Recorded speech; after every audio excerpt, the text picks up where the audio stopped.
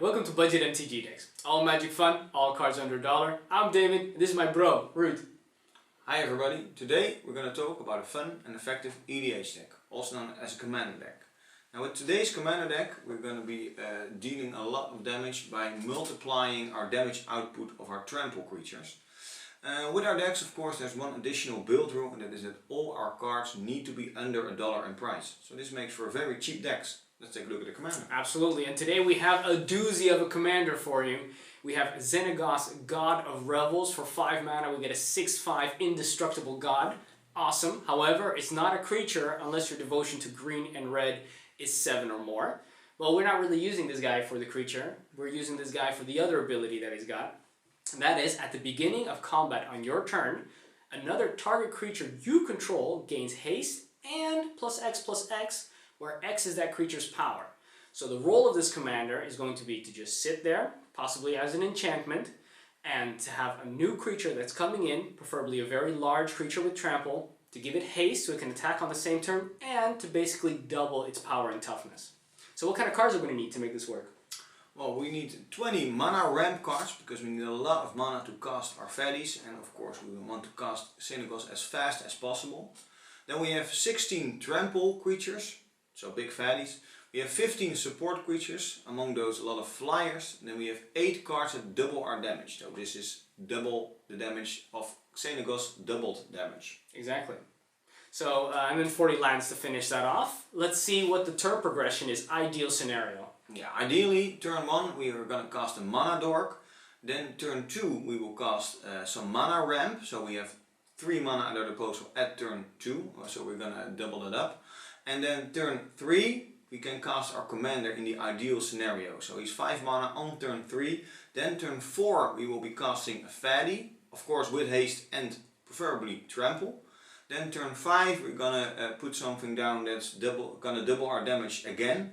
And then at turn 6 we're going to cast Fatties until the cows come home. Sweet, sweet. Sounds pretty good. But in order to be able to cast all these giant Fatties with trample, we're going to need a lot of mana at our disposal. So let's have a look at the mana ramp cards. We divided the mana ramp cards into mana creatures and land ramp cards. We're going to start with the mana creatures. The first 4 are mana dorks that cost 1 green mana and also give us 1 mana when they tap. First is Llanowar Elves, Elvish Mystic, Fiendhorn Elves, and Boreal Druid. And Boreal Druid is the exception because it actually produces colorless mana, not green mana. Then we also have a few, exactly 4 creatures that give us 2 mana, but they cost 3 mana to cast. So first off we have Namtuko Elder, it taps for a green and a colorless mana. Then we have Green Weaver Druid, taps for 2 green mana. We have Fiendhorn Elder, also taps for 2 green mana. Then we have Palladium Mirror, it gives us 2 colorless mana. And then we have an exception, that is the Somberwold Sage, also costs you 3 mana, but it taps for 3 mana of any 1 color, but you can only spend this mana to cast creature spells. Yeah, all pretty useful, gives us a lot of mana very quickly. Then we have the land ramp cards. First one is Nature's Lore for 2 mana, allows us to search for a forest card and put it onto the table. It's not even tapped. Unlike Rampant Growth, which also costs 2 mana, but allows us to get a basic land of any color, any of the colors. However, it does come in tapped. Then we have Sakura Tribe Elder. This is a little bit the same as a Rampant Growth, but it's for 2 mana, it's a 1/1 creature, and you can sacrifice it at any time to put a basic land card of your choice tapped onto the battlefield. Yeah, so the handy thing about this card is that you can cast them and then wait till it's the end of your opponent's turn, so you can still use them to block should it be necessary. Then we have Colony Heart Expedition for 2 mana, a nice little enchantment with landfall. So every turn that a land comes into your control, under your turn, you get to put a quest counter on it. And what happens if you have 3 or more quest counters? Well, if you have 3, you can sacrifice it, the Colony Heart Expedition of course, and then you can search your library for 2 basic land cards of your choice and put them onto the battlefield tapped. Yeah, that goes super quick, especially in combination with another card such as Farhaven Elf for 3 mana. You get a 1/1 guy, but it allows you to search for any basic land and put it onto the battlefield tapped. So that speeds up your Colony Heart Expedition too. Not unlike Growth Spasm, also for 3 mana. Search your library for basic land, pop it on the table tapped, but you also get a 0/1 colorless Eldrazi creature token which you can sacrifice for colorless mana. Gives you a lot of acceleration. Yeah. Then we have Cultivate. It's a card that can let you search for 2 basic land cards. You can put one tapped onto the battlefield and the other into your hand. It's actually the same as the next card, that's Kodama's Reach. Yeah, pretty sweet. Search for Tomorrow is a little different. For 3 mana, you can search for a basic land and put it onto the battlefield. It's not tapped, so it's pretty nice. And then you shuffle a library, but you might think, okay, that's a little expensive for what it does, but it also has Suspend 2. Yeah, and this means you can put it onto the table as early as turn 1. You just cast it for 1 green mana, and it gains Suspend, so it has 2 Suspend counters, and at the beginning of each upkeep you can remove a Suspend counter. So next turn you remove 1, the turn after that you remove the last one, and then it's cast automatically. Yeah, and then you can fix your mana should you need it. Then we got Harrow for 3 mana. Well, when you cast it, you do have to sacrifice a land, but you're allowed to search for up to 2 basic land cards and put them onto the battlefield, and they're not tapped, so you can start using them right away.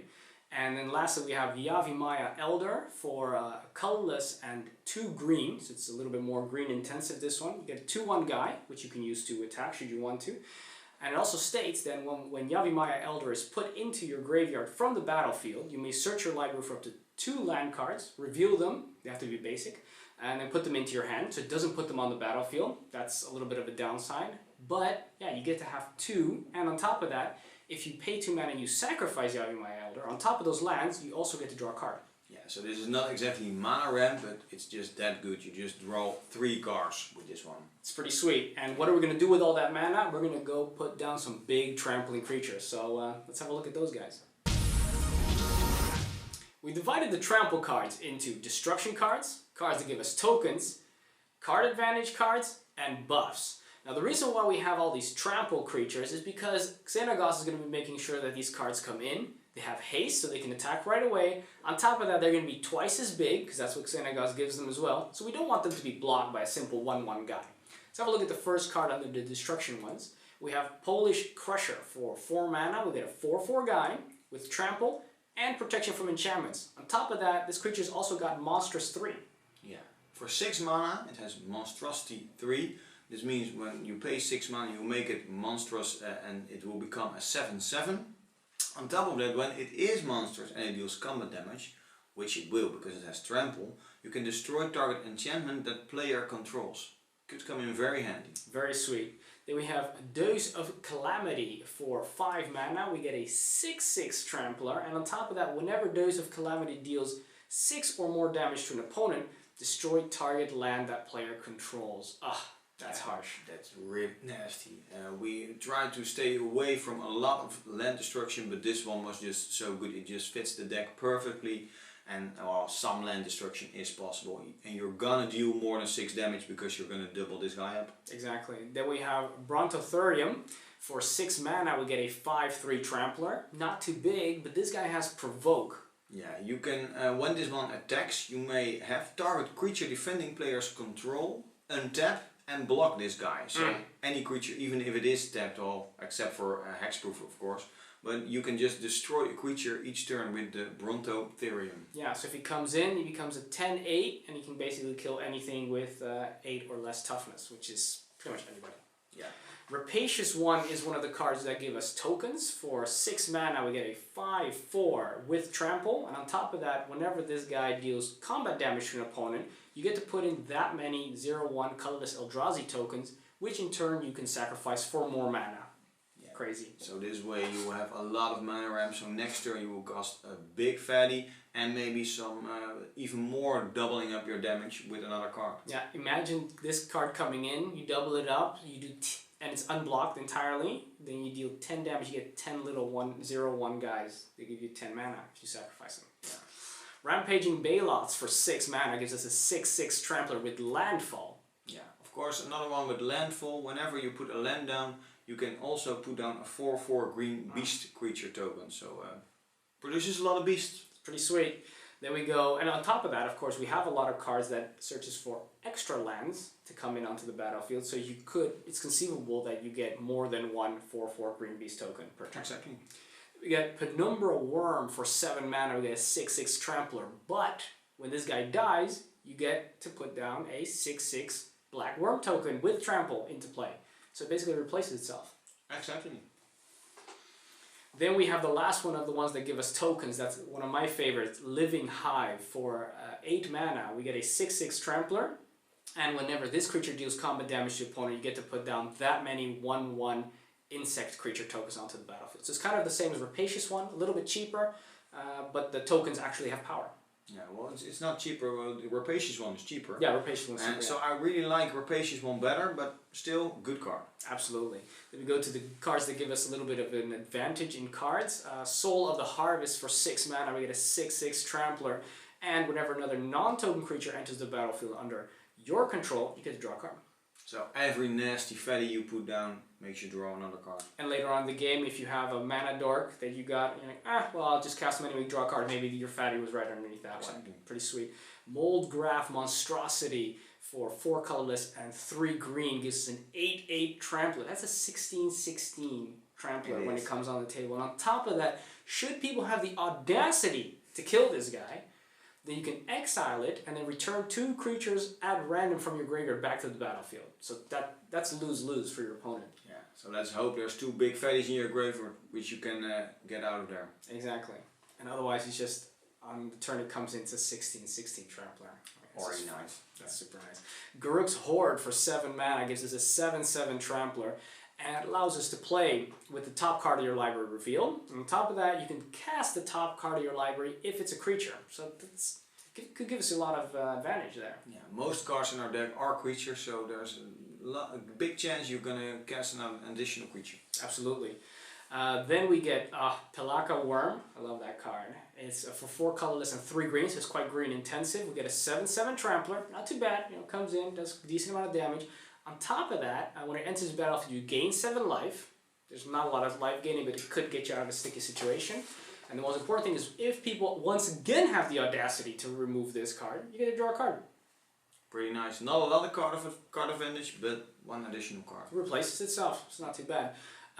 Boro Ragmos Enraged. Can you pronounce this one for me? Borborygmos Enraged. Oh my god, I still can't say it. Whatever. What you just said, for 4 colorless, 2 red, and 2 green, we got a 7/6 trampler. And on top of that, this guy gives us a great advantage because whenever this enraged character deals combat damage to a player, you get to reveal the top 3 cards of your library and put all lands revealed this way into your hand and the rest into your graveyard. On top of that, when you discard a land card, which you will be drawing, you can make Borborygmos Enraged deal 3 damage to target creature or player. So this is some removal. Very nice card. Very expensive as well, but totally worth it. Then we go into the buff trample cards, and we have Thunderfoot Baloth for 6 mana. We get a 5/5 trampler. This guy also has Lieutenant. Yeah, this means that whenever you control your Lieutenant, and of course discard, all your other creatures get +2/+2, and they have trample. So this means all your mana dorks, which probably won't have a lot of use later on in the game anymore, can be a 3/3 trampler. Yeah, and it's when you control this card and your commander. Yeah. Then we have the original guy who's not enraged, and I still don't know how to pronounce it, so you're going to have to say it for me again. Borborygmos. Absolutely, what you said. Very expensive card as well for 3 colorless, 2 red, and 2 green. We get a 6/7 guy with trample. I mean, it's not bad, but the great thing about this card is whenever it deals combat damage to a player, you get to put down a +1/+1 counter on each creature you control. So that means all your little tiny mana dorks are going to start doing work. Yeah, and of course your big creatures get bigger. Nothing wrong with that, right? Then we have a Skarg Goliath for 8 mana. We get a 9/9 trampler. That is insane. It also has Blood Rush. Yeah, well, Blood Rush means that during combat, as an instant of course, you can pay its Blood Rush cost, which is 7, and then you give another creature +9/+9 and trample. Well, that's just big. Yeah, that's it. Yeah. So what you want to do, what you could do is if you have this card in your hand, you already have a big fatty with trample on the battlefield. You might just want to cast Skarg Goliath for his Blood Rush cost. You make that creature +9/+9, and then before the combat phase, you double that creature's power with Xenagos, and then you're going to have some pretty crazy power and toughness. Well, I don't think you can do that, because at the beginning of combat in your turn, you make the creature bigger with Xenagos, and this you can cast during combat. That's too bad. I'm very disappointed by that. Yeah, it's not nice. Okay, we're going to cut this card. No, okay, it's still a great card. Then we're going to move to Avatar of Might. It's not really a buff card per se. It's very expensive to cast. For 8 mana, you get an 8/8 trampler. But if an opponent controls at least 4 more creatures than you, then you can cast them for 2 mana. And that's going to happen pretty easily, considering that we don't try and flood the battlefield with lots of tokens or stuff like that. Exactly. Well, still, and if you can, still an 8/8 trample for 8 mana. Not too bad. Alright, those are the trample cards. Let's see what cards are going to be supporting those tramplers. We divided the support cards into flying cards and utility cards. Now, the reason why we have a lot of flyers in here is because they have evasion, so it allows us to get through our opponent's defenses quite easily. And on top of that, in a sticky situation, they're great blockers because we can block our opponent's flyers. First, we're going to start with Chaos Imps for 6 mana. We get a 6/5 flying creature with Unleash. Yeah, Unleash means you can cast it and put an additional +1/+1 counter on it, so it's 7/6. If you do this, it can't block. Well, on top of that, it also has trample, so you will always want to unleash this creature unless you want to block with it. You're always going to unleash it. Yeah. Always. No questions asked. Then we go Flame Blast Dragon for 6 mana. We get a 5/5 flyer. On top of that, whenever Flame Blast Dragon attacks, you can pay X in red, and then you can deal X damage to target creature or player. Yeah, so this is some additional removal, especially useful if your opponent has a creature with Death Touch. You don't want them to block your big 20/20 Fatty with a 1/1 Death Touch creature. You just destroy it beforehand. Exactly. Another good card for that is Four Stroker Dragon for 6 mana. We get a 5/4 flyer, and on top of that, when it attacks, you can pay 2 mana and deal 1 point of damage to target creature. And on top of that, that creature can't block that turn. Yeah, so you can actually do this multiple times, so multiple creatures can block. Exactly. We get Conquering Manticore for 6 mana. We get a 5/5 flyer. On top of that, when it enters the battlefield, you can temporarily, till the end of turn, take over a creature an opponent controls and gains haste. It untaps and you can attack with it. Yeah, one of the most evil things to do with this ability, of course, is pick a key creature of your opponent, attack the other opponent with it, which probably makes it, or probably kills it. Well, this is evil. Exactly. Or you just bash your opponent's facing with their own creature. It's always fun. It's not too shabby if you actually double it up first with Xenagos to add insult to injury. Then we get Steel Hellkite for 6 mana. We get a 5/5 flyer. On top of that, you can actually pay 2 colorless and give it +1/+0 till the end of turn. And it has another ability. If it gets true, you can pay X. If you do this, each permanent with converted mana cost X that opponent controls gets destroyed. Pretty sweet. A lot of destruction. Yeah, it is. You don't want Steel Hellkite getting... Well, your opponent doesn't want Steel Hellkite getting through. You want it to get through. It's good that it has evasion then. Avatar of Fury for 8 mana. We get a 6/6 flyer. On top of that, you can pay a red mana and give it +1/+0 to the end of turn. The great thing about this guy, should it be that your opponent has 7 or more lands because they're playing some kind of crazy land acceleration, you can pay Avatar of Fury's cost for just 2 red mana. Which is of course insane. Exactly. Siege Dragon for 7 mana, pretty steep price. We get a 5/5 flyer. When he enters the battlefield, you destroy all walls your opponents control. Okay. It's okay, you know. But whenever Siege Dragon attacks, if defending player controls no walls, which they won't because you just destroyed them all, it deals 2 damage to each creature without flying that player controls. Yeah. Of course, also insane. Each small key creature, all small tokens, they all get destroyed. Yeah, exactly. It's not to all your opponents, just one opponent. But if you send the Siege Dragon to one opponent, they got all these little, 2 or less toughness guys. They're all gone unless they're flyers, of course. Yes, unless they're flyers. Tyrant's Familiar is awesome for 7 mana. You get a 5/5 flyer with haste, and on top of that, this guy's got Lieutenant. Yeah, well, this is insane. Of course, another lieutenant. When you control your commander, this one also gets +2/+2. And when this one attacks, if you control your commander, it deals 7 damage to target creature that defending player, controls. Nothing's going to survive that. No, there's not a lot. No.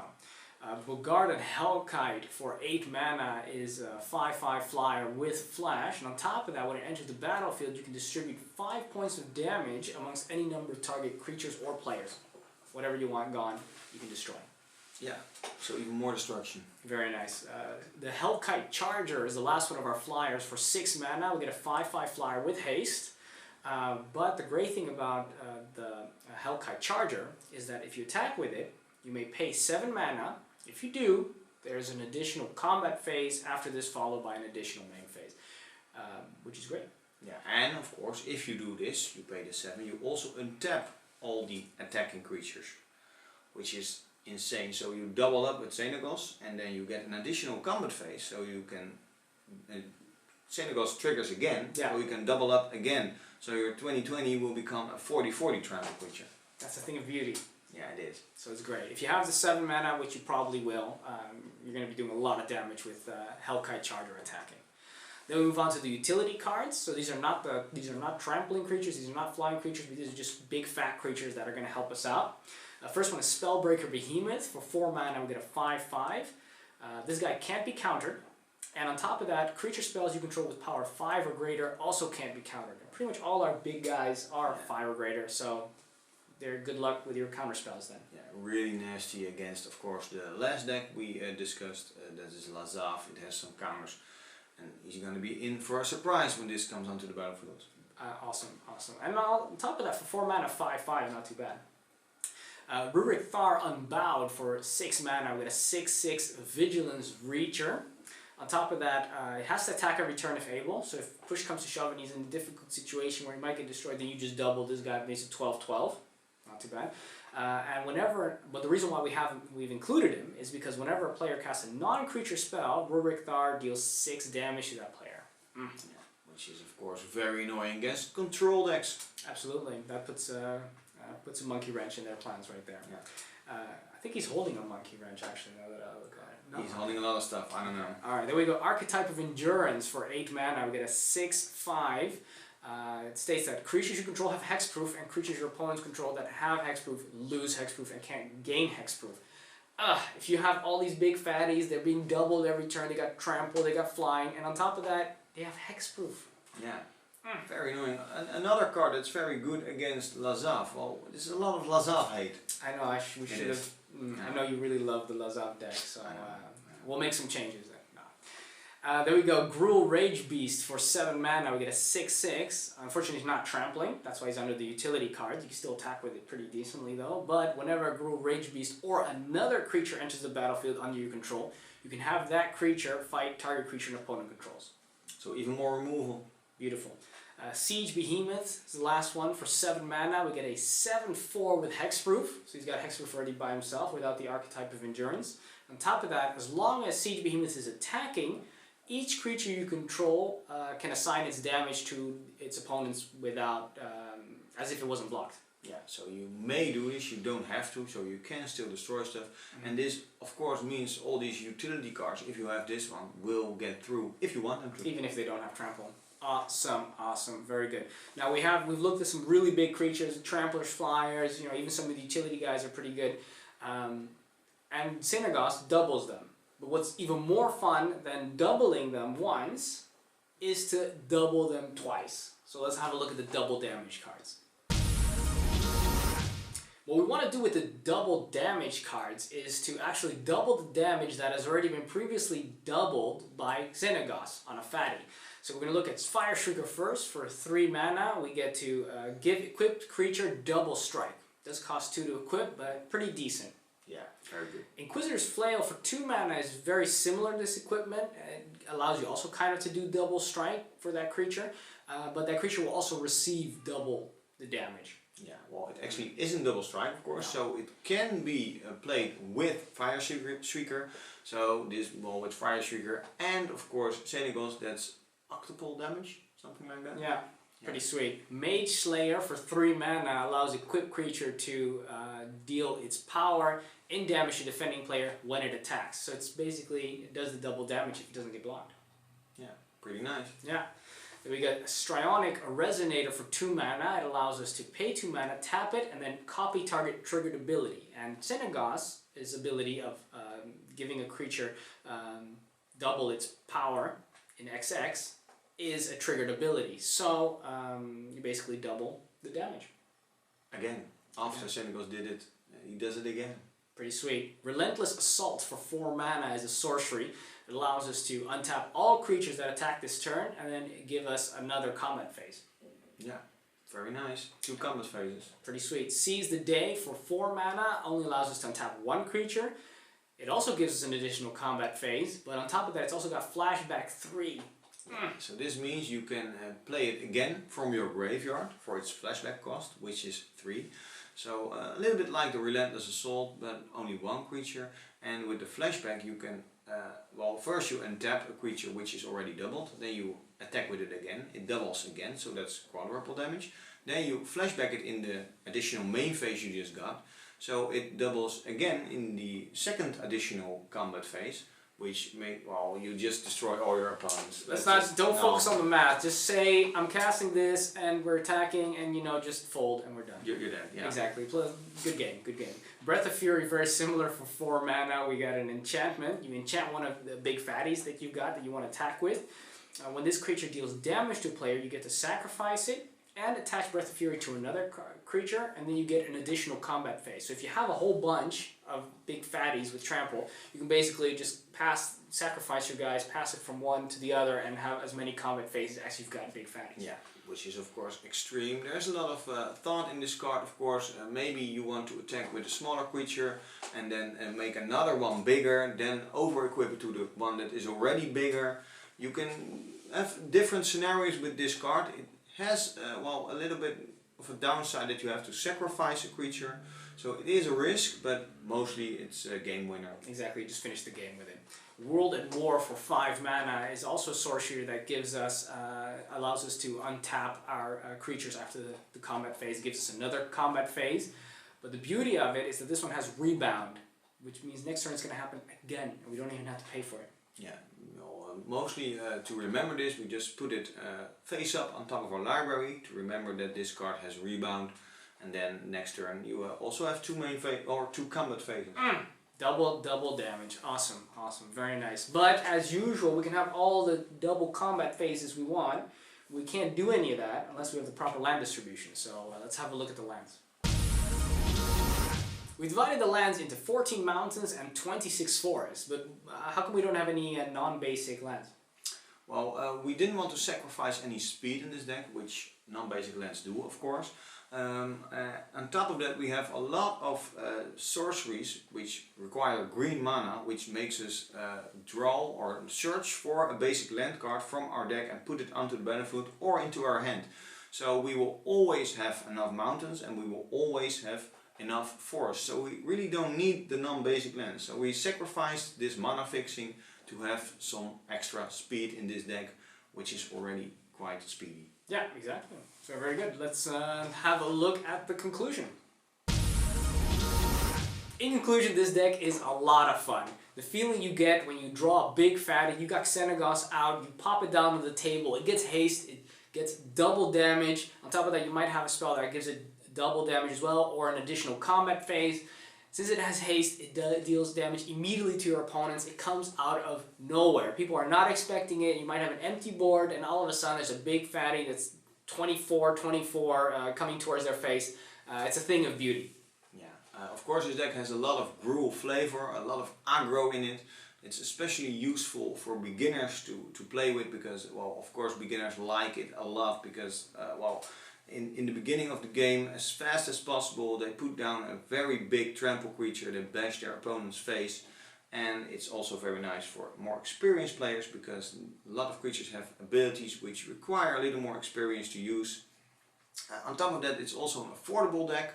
It's on magiccards.info, below $32 to buy, and we use the medium prices on this deck, including all the lands and the commandment. Yeah, and if you want to check out the list, it should be in the descriptions below. On top of that, you should also click on that subscribe button because we're making videos very regularly for the budget format. And if you think that's a good idea and you think that people should give us money, but you don't really want to give us money per se, you can click on that subscribe button and then other people give us money. So that's win-win, isn't it?